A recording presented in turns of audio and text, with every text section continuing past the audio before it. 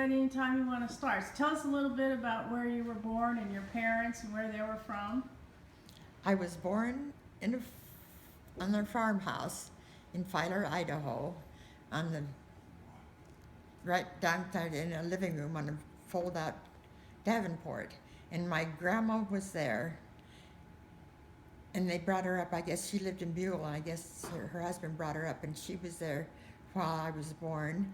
And Daddy had to go to town and get the doctor, so we had a doctor. And my brother next to me was Warren, and he was 6 years older than I was, and I was a girl, which was really quite astounding to him. And You were supposed to be a boy. No, No, they'd had boys. they had 3 boys, and the boys were 18 months apart. And Mother had gone for 6 years and not had a baby. And I always said, I bet you were sure brokenhearted when you got pregnant with me. And Warren was starting school, and here he was, another baby coming along. But she never did admit it. So anyhow, I came into a family that was, my mother and father were both hard workers and got their farm, came up from Utah, and rented this farm. And my mother's dad, Daddy's father-in-law, said he shouldn't get in that deep. He didn't think Rupert was capable. It was Rupert and Ella Teagan. And my mother's family were the Barons. And they all came up from southern Utah together and lived down in Buell. They had a farm down there they rented. And my grandpa discouraged my dad from branching out and getting a farm to rent at that young age. He was 24 and had one boy and another one on the way. But they did, and their house was just 2 rooms downstairs and 2 rooms upstairs. No water, no electricity. And the path to the toilet, of course. And they didn't even have their own well at that time. They had to go to the neighbors to get the well. And they rented it from a man, Mr. Anderson, and he was a single man. And he mined a lot. He never was around where the farming was going on. He was with the miners. And they got along fine, and they rented it for 6 or 7 years. And Mr. Anderson got into putting quite a bit of money in the mines. And so my daddy had to pay him. It was $7,000 or $8,000, I don't know which, what he had already loaned to Mr. Anderson. And he was going broke, and this Anderson was, and was going to sell the farm to Rupert. And so they took it on. Mother and Daddy took the rest of it, and they had the $7,000 already paid. And they started buying the farm the year I was born, in 1922. And it was all paid off in 1929. And in 1930, in the middle of the Depression, they built one of the nicest farm homes in the country. And I always remember it. Daddy said it cost $8,000. And it was just really quite a showplace farm home for those days. And it was built of redwood. Isn't that something? Yeah. You told me it took them a month to get from Utah to Idaho because they had to. Oh, coming up here. Oh, when the Barron family, my mother and Daddy, came up when the Barron family did from southern Utah, Washington, Utah, and it took them 30 days to. They came by wagon and a team of horses. Daddy had a real fine team of horses and a wagon when they came up here, and that's what he had. And he farmed with his father-in-law and learned to irrigate and how to farm here in Idaho. And then he went out on his own and rented this 160 acres. And that's the way they started farming. Did his parents migrate from Europe? His father, Herman Teagan, and his mother both came from Denmark. The Mormon church brought them over. They were, I guess that the church paid to get people over here, didn't they? So that they Immigrants could and grow. took them to Utah. What? And took them to Utah. Yes. And that was a poor country down there. There wasn't much way to make money. There wasn't much farming, and they had cattle mostly. But it was a poor country. No one seemed to do very well. And now it's all tourist. It's a beautiful place for golf and fishing and a lot of things now. And you're probably, St. George is what's well known. Washington is about 6 or 7 miles from St. George, which is a pretty good sized town now. Yeah, St. George is popular. So what about the Barons? Where were they from? No one knows, or I don't know. I never did hear where any of that, the mother or father came from in that family. Did you say they were kind of wild? Well, the Barons had 9 children, and Grandpa Baron worked away from home a lot. This is your mom, right? This is on the Barons side, on my mother's side of the family, the Barons. And Heber Baron worked in mines away from home quite a bit, and Grandma was left with those 9 children to raise, and without much money, I presume. Anyway, one day she left them at home and went away to do something, go to a meeting. And when she was gone, the boys got together and dug up a big tamarack bush that was in their backyard that was full of switches. Grandma sent them out there to cut their own switch when she wanted to spank them. Oh.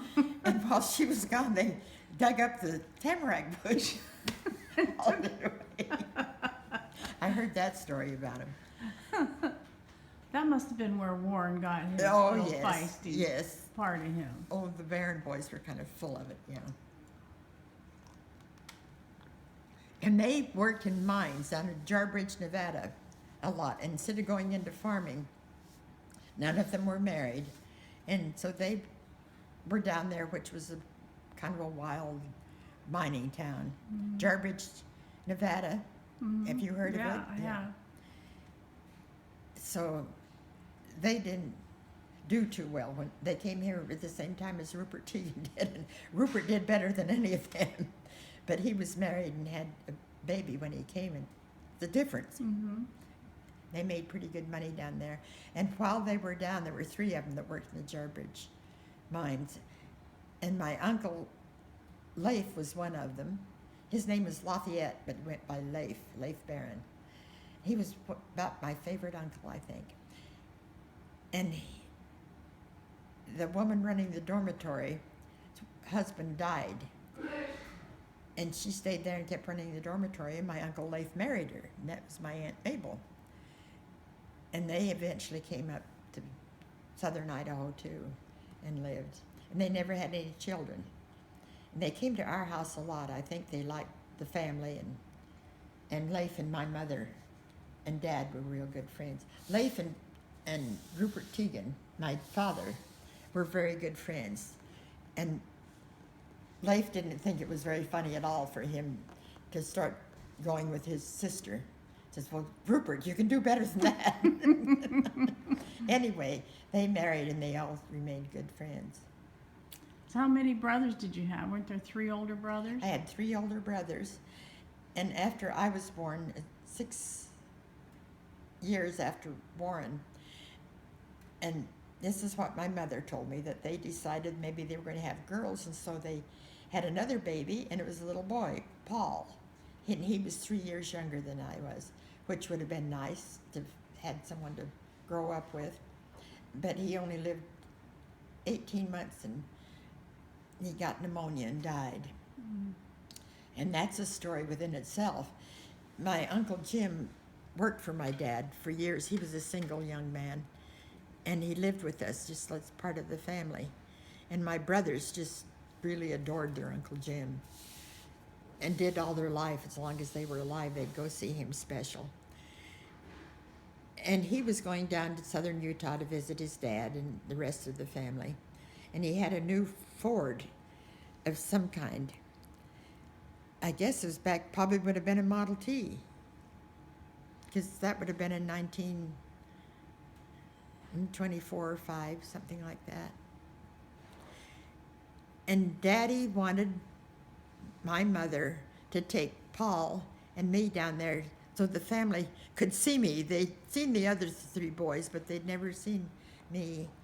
And she didn't want to go to start with. The boys were in school and Rupert would be left home with them. But they left about in October to go down there. And that's where Paul got pneumonia. And he was down in Washington, Utah, which is about 5 miles from St. George, and there were no cars or anything then, but he was in the hospital.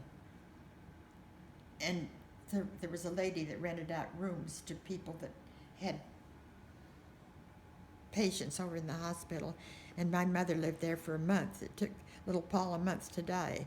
Pneumonia went into pleurisy, and she stayed over there, and I stayed in Washington with my old grandpa and my Aunt Belle, who was a maiden aunt and didn't know much about children. And I don't remember so much about that being so bad, but I sure know when I went to see my mother, I was happy to see her. Of course, she had Paul that she was holding all the time, and it was hard for me. Of course, it wasn't hard like it was for everyone else in the family. And in those days, no one had telephones, and you think about Mother and Daddy had to just communicate by telegrams.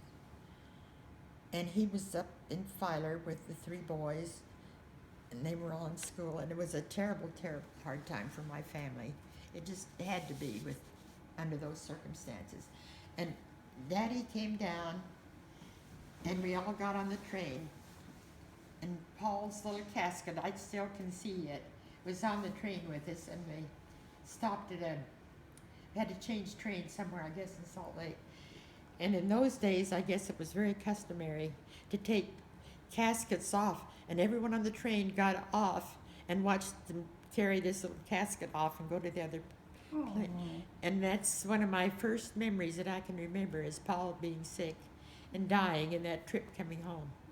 So you can just imagine how hard it was, what my parents went through at that time. Sad, yeah. It was a very, very sad time. And how old were you? About? I was 4. That's my first memories. It's the first things I can remember is about this, Paul being there and dying. And so I was 4. He was almost 2 by the time he died. I was 4 and a half.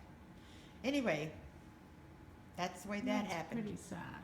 And it was sad. Yeah. But my